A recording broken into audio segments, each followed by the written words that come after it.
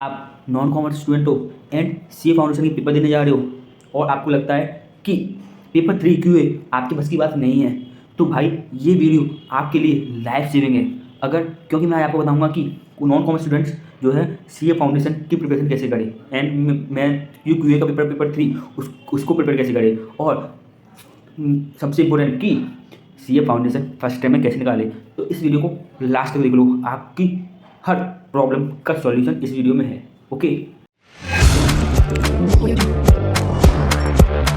स्वागत है आपका इस वीडियो में। एंड सबसे पहले मैं आपको बताऊं कि बहुत सारे कमेंट्स आ रहे थे कि नॉन कॉमर्स स्टूडेंट हैं तो सी ए फाउंडेशन फर्स्ट टाइम में कैसे क्लियर करें या कौन सी स्ट्रेटजी अपनाएं या क्यू ए को कैसे हैंडल करें। तो इस वीडियो में आपको मैं सब बताऊंगा, ऐसी हर चीज़ जो आपने मुझसे कमेंट में पूछी हो। अगर आपको कोई भी प्रॉब्लम मुझसे पूछते हो, मैं उसका कमेंट जरूर करता हूँ, है ना। एंड बिना किसी देरी के स्टार्ट करते हैं। सबसे पहले देखो, हॉनेस्टली मैं बताऊँ कि आया था एक कमेंट कि कितना टाइम लगेगा सी ए के लिए, मतलब सी ए फाउंडेशन क्लियर करने के लिए हम कैसे प्रिपरेशन करें। तो भाई हॉनेस्टली बताऊँ ना, मैं अगर नॉन कॉमर्स स्टूडेंट हो, है ना, तो आई थिंक 3 से 4 मंथ्स तो आप इनफ है ना। इतना ज़्यादा वास्ट कोर्स नहीं है कि आप 6 से 7 महीने लग जाए उसमें। अब तो आई सी ने बहुत छोटा कर दिया है, पहले बहुत बड़ा था, बट अब आप आराम से मैनेज कर सकते हो 3 से 4 मंथ्स में, है ना। एंड अगर आप मतलब आप 6 से 8 घंटे, मतलब 8 घंटे आप डेली पढ़ सकते हो, तो 8 आवर्स, और आपको ज़्यादा नहीं, मुझे और जल्दी करना है, 2 से 3 महीने मंथ में करना है, तो भाई आपको 10 से 12 घंटे पढ़ना पड़ेगा और आपको मतलब 2 से 3 महीने में ही क्लियर करना चाहिए फाउंडेशन, है ना। एंड मैं बताऊँ तो पहले कि बट प्रॉब्लम पता है ये होती है कि जो नॉन कॉमर्स स्टूडेंट थे ना, वो कहते हैं कि ये तो बहुत कठिन है, इसको बाद में करेंगे, जिससे हमें लास्ट तक याद रहेगा। भैया ऐसा नहीं है। आपको नॉन कॉमर्स हो तो भाई क्यू ए को, मैथ्स को आपको सबसे पहले ही उठाना है एंड लास्ट तक आपको उसको स्टार्ट करते रहना है। बिकॉज कोई भी जीत हो या कोई भी लड़ाई हो, वो शुरू से लेके एंड तक लड़नी पड़ती है। अगर आप बीच में घुसोगे या आप लास्ट में पहुंच जाओगे, पहले से हार मान लोगे, तो ऐसा नहीं चलेगा ब्रो। बिकॉज ये एक ऐसा प्रोफेशनल कोर्स में जा रहे हो एंड आप प्रोफेशनल पेपर दे रहे हो, तो आप भाई इसकी कुछ तो वैल्यू है कि नहीं, कि आप सोचो कि हाँ अरे। और बट मैं आपको सीरियस बता दूँ, अगर आप चाहते हो कि मुझसे दिन में 1 घंटे 2 घंटे पढ़ाई होती है, मैं दे दूँगा आराम से, तो भाई यहाँ ऐसा कुछ नहीं चलता है। यहाँ पे आपको प्रॉपर डेडिकेशन के साथ एंड कंसिस्टेंटली 101% देना पड़ता है इसमें। आपने अगर कोई छोटी सी मिस्टेक कर दी ना, वो आपके लिए इसमें भारी पड़ सकती है। जैसे कि मैं पढ़ने तो बैठा था, बट मैं 2 घंटे से फ़ोन चला रहा हूँ, है ना, कि मैं 2 घंटे से फ़ोन चला रहा हूँ, रील और स्क्रॉल कर रहा हूँ। भाई यहाँ ऐसा नहीं है आपको। बट इसमें एक बात बताऊँ, अगर आपने शुरुआत में मेहनत कर ली तो आपकी लाइफ, भाई ये 2 शब्द हैं सी ए, 2 शब्द, एक सी ए नहीं, बट आपकी जो सी ए बनने के बाद आपकी जो लाइफ है ना, वो उसमें ऑरा जो होता है ना, ऑरा 9999 प्लस हो जाता है।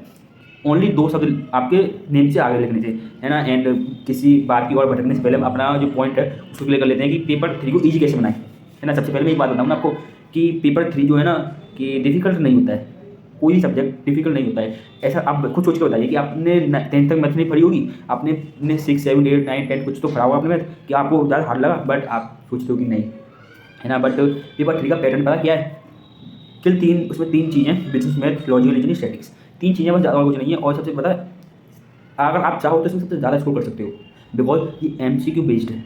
इसमें सारे जो पेपर होता है वो एमसीक्यू के बेस पे होता है, तो आप ज़्यादा आपको है टेंशन लेने की चिंता नहीं है। आपको खास बता देता हूँ कि ये मैथ्स ओनली और ओनली फाउंडेशन में है, ना इंटर में है, ना फाइनल में है ना। एंड सबसे मोस्ट इंपॉर्टेंट चीज़ है ये, है ना। एंड मैं बताऊँ नॉन कॉमर्स स्टूडेंट्स के लिए बेस्ट स्ट्रेटेजी क्या है। सबसे पहले आप एल आर करें। एल आर क्यों? क्योंकि भाई एल आर आपकी 5 से 6 मोर से मैक्स 10 दिन में क्लियर कर दोगे। बिकॉज उसमें भाई डेली आप 100 MCQ 50 MCQ लगाओगे तो 500 MCQ, अगर आपने 500 MCQ कर लिए, लॉजिकल रीजनिंग 20 मार्क्स पक्के, है ना। एंड स्टैटिक्स कर लीजिए। स्टैटिक्स आपको जो पहले होती है आपकी 10th तक की, आपकी अगर बेसिक मजबूत है तो आप आराम से स्टैटिक्स भी कर लोगे, बिकॉज स्टैटिक्स ज़्यादा डिफिकल्ट नहीं है ना। एंड सबसे इंपॉर्टेंट चैप्टर बताऊँ, टाइम वैल्यू ऑफ मनी, वो जो है मैथ ऑफ फाइनेंस। भाई समझिए अब कि मैथ ऑफ फाइनेंस इतना ईजी चैप्टर है एंड उसमें 15 MCQ आते हैं, 15 MCQ आते हैं, हर अटेम्प्ट में आते हैं, हर बार आते हैं। और आपने उसके जो भी फॉर्मूले हैं कि फ्यूचर वैल्यू का, प्रेजेंट वैल्यू का, फ्यूचर वैल्यू का, या CAGR, आपने कुछ भी कर, इसके लिए आपको फॉर्मूले याद रखने, रट लीजिए इसके फॉर्मूले को। तो सिंपल इंटरेस्ट, कंपाउंड इंटरेस्ट वालों को तो हर बार 15 MCQ आते हैं। आप सोच लीजिए कि आपका 15% जो आपका सब्जेक्ट है केवल एक चैप्टर से कंप्लीट हो रहा है। तो भाई मैं आपको बताऊँ 20 नंबर के MCQ LR के, 20 नंबर के स्टैटिक्स के, 50 मार्क्स के आपके वो हो गए क्या कहते हैं मैथ फाइनेंस की 55 मार्क्स। अगर आपने ये 3 चीज़ कर ली तो आप पास तो हो ही जाओगे। एंड अगर आपने क्या कहते हैं लीनियर इक्वलिटी आप 10th में होती है वैसे ही सिंपल, बहुत सिंपल इक्वेशन कर लीजिए। आपने इक्वेशन तो भाई आप 10 तक आपने करी होगी, 10th तक तो आपने करी होगी, या वो प्रोपोर्शन कर लीजिए। प्रोपोर्शन भी यही चैप्टर है। देखिए ज़्यादा जोर मत डालिए। अगर आपने ज़्यादा जोर डालना स्टार्ट कर दिया ना तो आप भाई नहीं कर पाओगे। आप आराम से इंटरेस्ट बनाओ उसमें, है ना।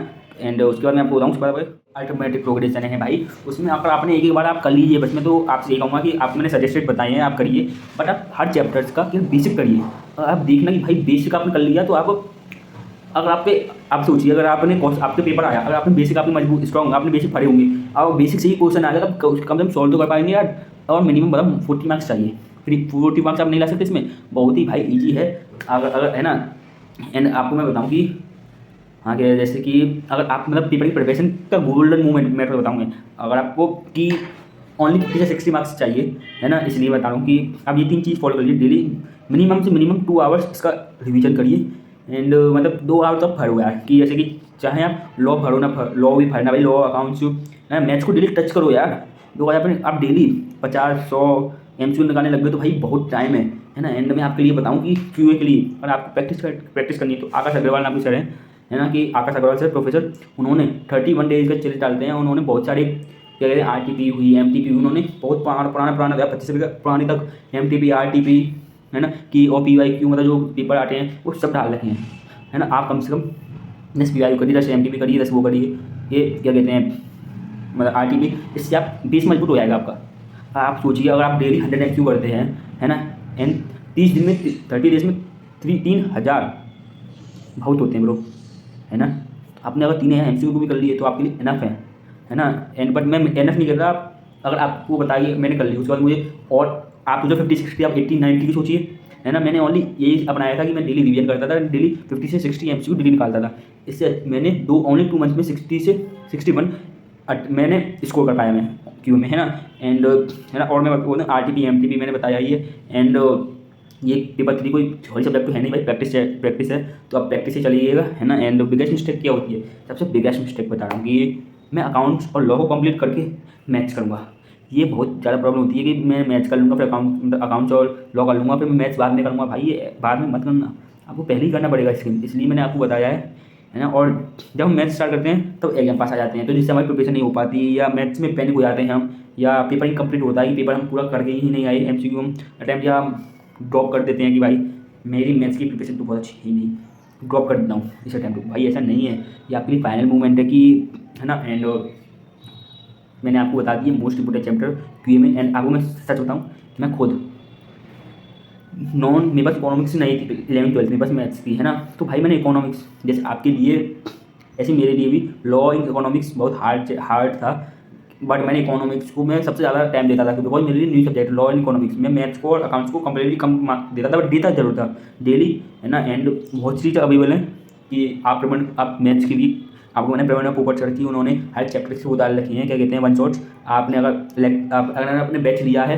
तो बैच से पढ़िए, वरना मैं आपको बता रहा हूँ प्रणब पोपट सर ने डाल रखा है या प्रोफेसर आकाश अग्रवाल सर ने डालेंगे बहुत सारे MCQ, बहुत टीचर्स हैं, आप किसी से ही पढ़ सकते हो बट आपको समझ में आना चाहिए। एंड आपको बताऊँ अगर आप PWC कोई बैच परचेस करते हो तो यूज दिस कोड TUSGUP001। अगर आप इससे कोई बैच परचेस करते हो, CA में हो, फाउंडेशन, इंटर, फाइनल या बैंकिंग हो, नीट हो, SSC हो, रेलवे हो, एनीथिंग, तो आपको मैक्सिमम से मैक्सिमम डिस्काउंट मिलेगा।